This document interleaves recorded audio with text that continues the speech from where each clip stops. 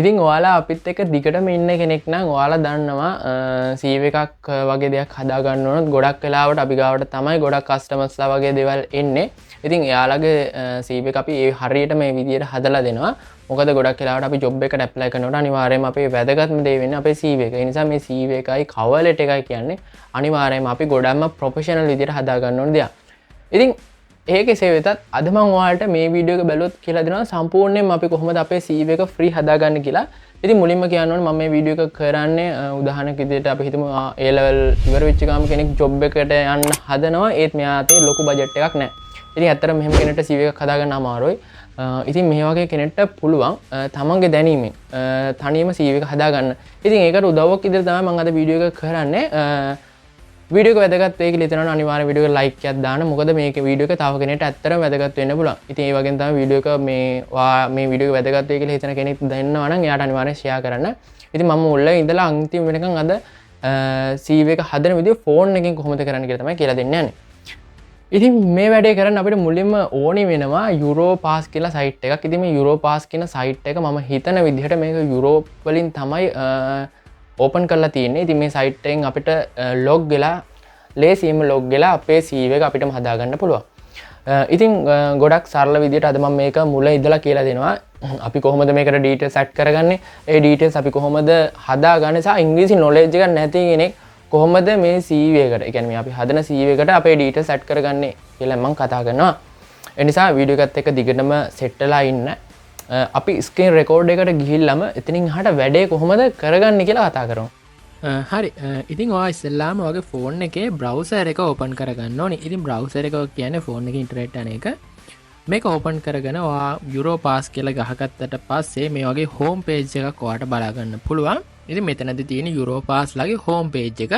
මෙතනදී ඔයා මුලින්ම කරන්න ඕනේ ඔයා මේක ඩෙස්ක්ටොප් මොඩ් එකට දාගන්න ඕනේ. ඒක කරගන්න මේ ඩොට් තුනට ක්ලික් කරලා ඩෙස්ක්ටොප් සයිට් කියන එක ක්ලික් කරගත්තට පස්සේ මේක ඩෙස්ක්ටොප් මොඩ් එකට ඔටෝම වැටෙනවා. එතකොට ඔයාට ලැප්ටොප් එකකින් කම්පියුටර් එකකින් බලන විදිහට තමයි මේක පෙන්වන්නේ.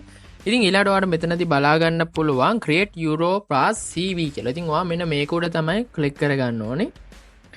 ඉතින් මේක උඩ ක්ලික් කරගත්තට පස්සේ මේ ඔයාගේ ලෝඩ් වෙලා ඔයාට මේ වගේ ඩෑෂ්බෝඩ් එකක් බලා ගන්න පුළුවන්. මෙතනදී අහනවා එක එක ක්වෙස්චන් ටිකක්. ඉතින් මෙතනදී ඔයා ක්ලික් කරගන්න ඕනේ create a new CV කියන එක. හරි. මේක ක්ලික් කරගත්තට පස්සේ මෙන්න මෙතනදී තමයි අපිට අපේ CV එක හදාගන්න වැඩේ කරගන්න තියෙන්නේ. ඉතින් ගොඩක්ම සරලයි. ඉතින් normally CV එකක් හදනවා වගේ නෙමෙයි මෙතන ඇත්තටම application එකක් පුරනවා වගේ සිද්ධියක් තමයි වෙන්නේ. හරිම ලේසි. ඔයාට මුලින්ම වගේ නම ටයිප් කරන්න තියෙනවා. ඉතින් මම මගේ නම මෙන්න මේ විදිහට මෙතන ටයිප් කරගන්නවා. ඉතින් එතකොට ඊළඟට ඔයාට මෙතන description එක ටයිප් කරගන්න තියෙනවා. ඉතින් description එක මම දැනට ටයිප් කරගන්නේ නැහැ. මම කලින් හදාගත්ත description එක මේ විදිහට copy කරගෙන ඇවිල්ලා අපේ සයිට් එකේ අපේ CV එක තියෙන තැනට මම මෙන්න මෙතනට paste කරගන්නවා. හරි. මෙන්න මේ විදිහට paste කරගත්තට පස්සේ ඊළඟට අපෙන් අහනවා date of birth එක මොකක්ද කියලා. ඉතින් ඔයා මෙතන ඔයාගේ birthday එක දෙන්න. ඊළඟට birthday එක දුන්නාට පස්සේ ඊළඟට ඔයාගෙන් අහනවා gender එක, ඊළඟට nationality එක, ඊළඟට ඔයාගේ contract numbers මේ වගේ ටිකක් අහනවා. ඔයාට මේ දේවල් වලට සරලවම ඇත්තටම මේවා ආන්සර් දෙන්න පුළුවන්. මොකද ඔයාගේ ඇප්ලිකේෂන් එක නවා ෆිල් කරන්නේ. හරි මම ඒ හින්දා මේ ටික පොඩ්ඩක් ස්කිප් කරනවා.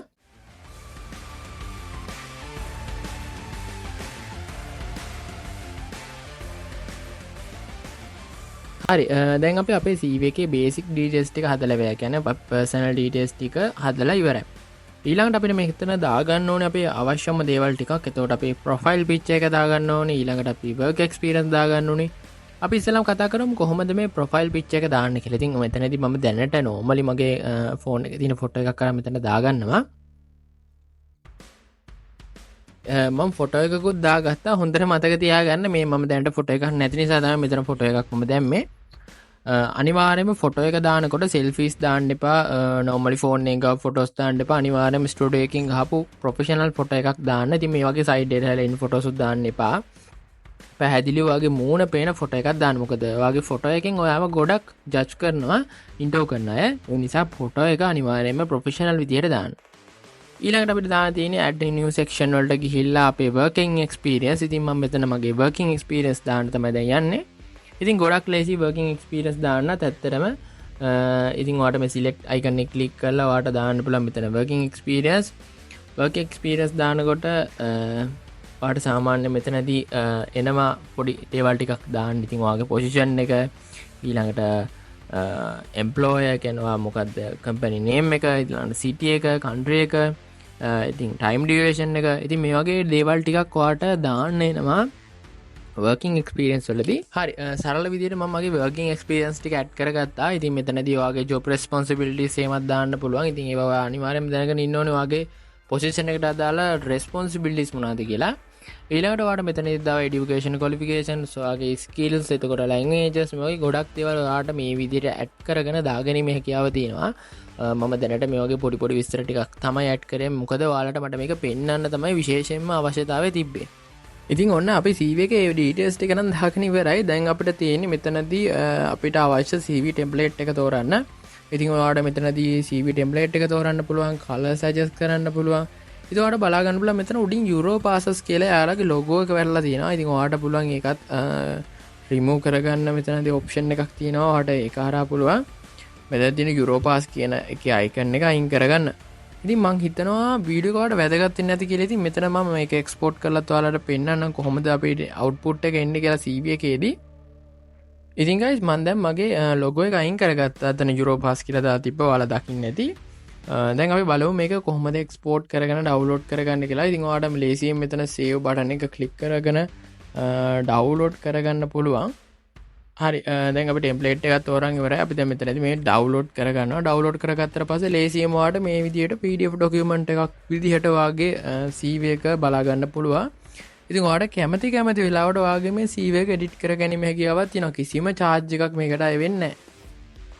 ඉතින් guys මං හිතනවා ඔයාලට මේ වීඩියෝ එක ඇත්තටම වැදගත් වෙන්නේ නැති කියලා. ඉතින් මේ වීඩියෝ ගැන ඔයාලට හිතන අදහස් අනිවාර්යෙන් පල්ලෙන් කමෙන්ට් කරන්න. වීඩියෝ එක ඔයාලට ඇත්තටම වැදගත් වුණා නම් මතක ඇතුව කමෙන්ට් එකක් දාලා සහ WhatsApp message එකක් දාලා මට ඒක ගැන කියන්න. මොකක් හරි doubt එකක් තියෙනවා නම් ඔයාලට පුළුවන් මට WhatsApp message එකක් දාලා මගෙන් විස්තර අහගන්න. ඒ වගේම තමයි ඔයාලට හිතන්නකෝ අපි සාමාන්‍යයෙන් මේ CV එක හදාගත්තට අපිට best quality එකකින් කියන්නේ high quality විදිහට අපිට CV එකක් හදාගන්න ඕන කියලා. ඒ වගේ වෙලාවට ඔයාලට පුළුවන් අපේ කම්පැනි එක කියන්නේ scrafystudio එක contract කරගන්න. ඉතින් මෙහෙම contract කරගත්තට පස්සේ ඔයාලගේ details අපි අරගෙන ඔයාලට දැනට latestම විදිහට අපි ඔයාලගේ CV එකයි cover letter එකයි ඔයාලට හදලා දෙනවා.